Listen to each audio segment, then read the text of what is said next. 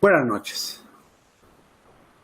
Pues debido a la pandemia, ahora a través de estas tecnologías luciferinas, me da mucho gusto platicar con el psicólogo Daniel Ramos Anaya, cuya especialidad es la tanatología, que entiendo, Daniel, que tu ocupación es auxiliar a las personas que sufren alguna pérdida o a quienes están a punto de perder la vida. ¿Estoy bien? Claro que sí, así es, Carlos. La tanatología implica eso. Bueno, pues en estos tiempos de peste en el mundo, en todos lados se vive el miedo al coronavirus y en algunos países, Italia es un ejemplo claro, se ha tenido que recurrir a la incineración expedita de cuerpos y a la ausencia de familiares en este proceso terrible. En México, donde el número de fallecidos no se ha disparado, pero va creciendo, pues quizás vivamos una situación semejante. ¿Qué piensas de esto?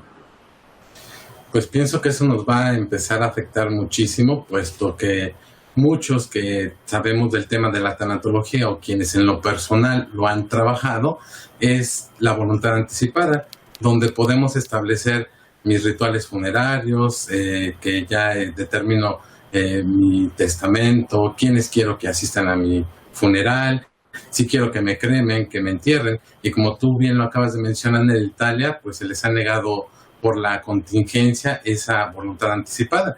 Más allá de todo lo que predispone la persona que falleció, pues es también para los que le sobreviven, los sobrevivientes, los familiares, los amigos, porque en estos tiempos, acorde a este contexto que estamos viviendo por el COVID-19, pues estamos restringidos por esta indicación que es de la distancia sana, ¿sí? Entonces, pues eso implicaría muchas emociones que no podemos compartir en ese ritual funerario, porque para eso están los rituales funerarios, para empezar a expresar ciertas emociones, como la tristeza, como el enojo, compartir no nada más la persona, la esposa que perdió al marido, los padres que perdieron a sus hijos, sino la oportunidad de estar con su familia y seres queridos.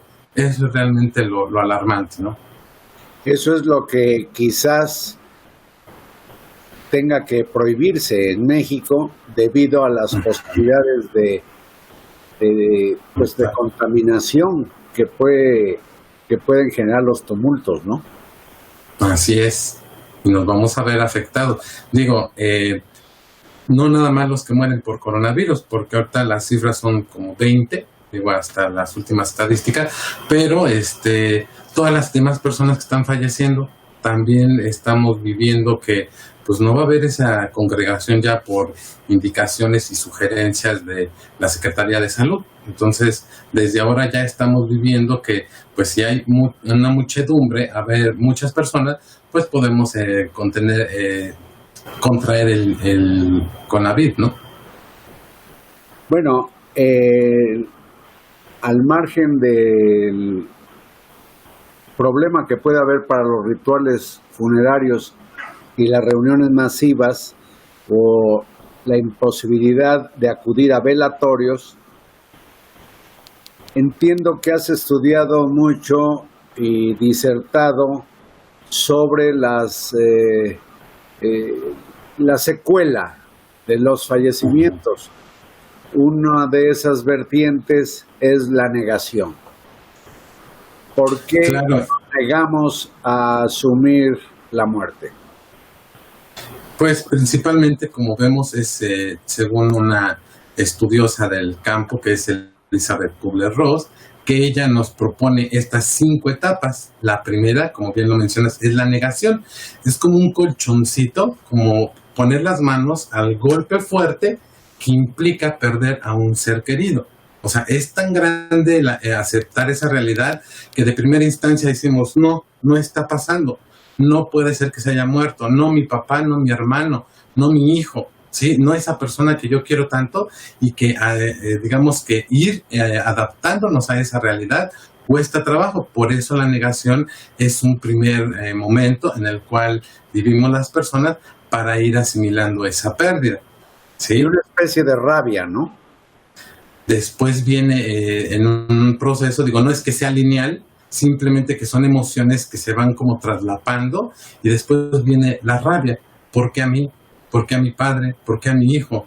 Y empezamos a buscar culpables. Buscamos culpables a lo mejor al personal médico, culpamos a un ser supremo, culpamos a la vida, a la naturaleza, a las energías, al universo. O sea, pero esa rabia es importante porque al momento de ir dándonos cuenta que esa persona que queremos tanto ya falleció, pues va a ir siendo gradual. Y la rabia es una de las emociones que están implicadas ahí, porque eso nos ayuda a sacar ese malestar, esa dolencia que vamos a vivir durante la pérdida. Uh-huh. Y viene también la negación. Así es, la rabia, la negación. Entonces, negociación, viene negación, la rabia y negociación. Y esta parte de negociación, eso no lo entiendo. Eso es como ir asimilando la pérdida. Como te digo, en un primer momento no está pasando, no quiero ver la realidad.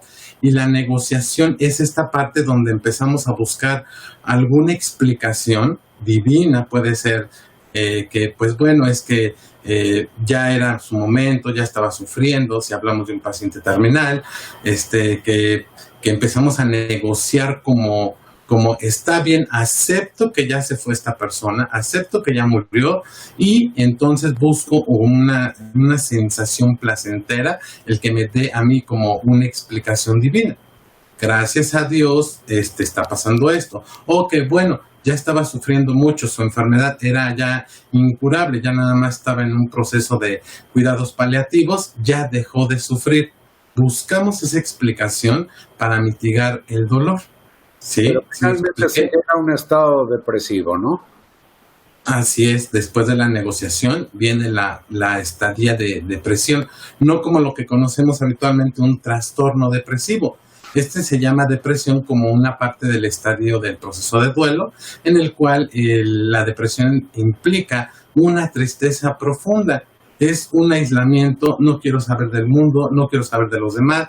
Es un encuentro con uno mismo que empezamos a ver como por qué explicarnos qué fue lo que pasó. Empezar a acomodar a la persona en nuestra vida que ya no está. La conocí viva, mi cariño yo se lo demostraba a lo mejor con un beso, con un abrazo, con un obsequio, pasear juntos. ¿Y ahora qué hago con esto que yo sigo sintiendo? Porque la realidad es que aunque pasen 10, 20 años de que murió esa persona que amamos en vida, seguimos sintiendo un cariño por ese ser querido. Entonces es reacomodar. Y esa soledad, esa tristeza profunda que es en la etapa de depresión, implica entonces que empecemos a ver como qué significó en mi vida. Es la resignificación. Entonces mi mamá se murió, y entonces, ¿cómo la estoy acomodando ahora en mi vida? Como la gran maestra, la que me enseñó a que siempre hay que luchar, que hay que esmerarse, que hay que ser constantes. A lo mejor así fue mi mamá y yo lo acomodo y queda dentro de mí, tanto en la parte de mis pensamientos, en mis cogniciones, como en mi sentir, que son las emociones.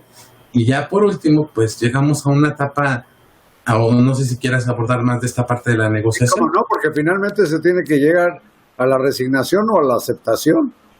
Así es, y digo, la aceptación implica, no es como un estado de alegría de, ya se murió y estoy contento o puedo continuar la vida feliz, sino que es una parte, una fase donde empezamos a asimilar que ya no está viva, que ya no que me va a traer recuerdos el día de su cumpleaños, si era mi mamá el día de la madre, el día del padre, ponerlo en contexto de a lo mejor alguna celebración importante para ambos, día de su cumpleaños, a lo mejor también el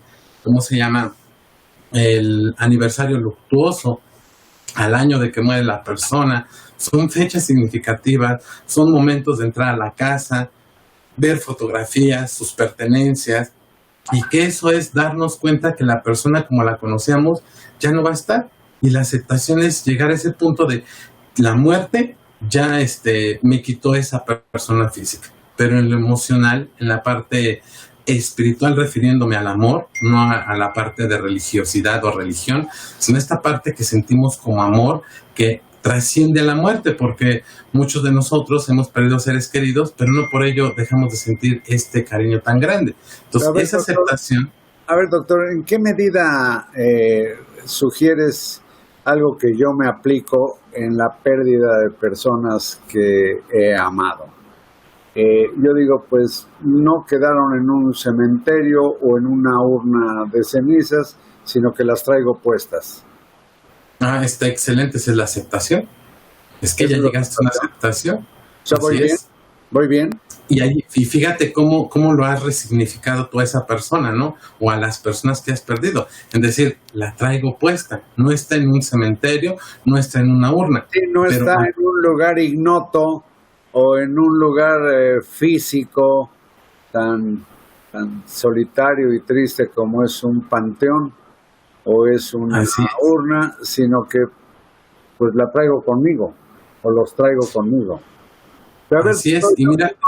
Yo quiero proponerte que permanezcas aquí porque vamos a una segunda parte de esta conversación.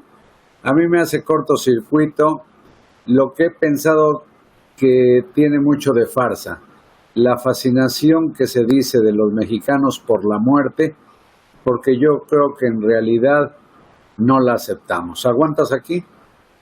Claro que sí. Muchas gracias, Daniel. Te agradezco mucho. El psicólogo Daniel Ramos Anaya, tanatólogo. Siga usted la conversación mañana. Gracias.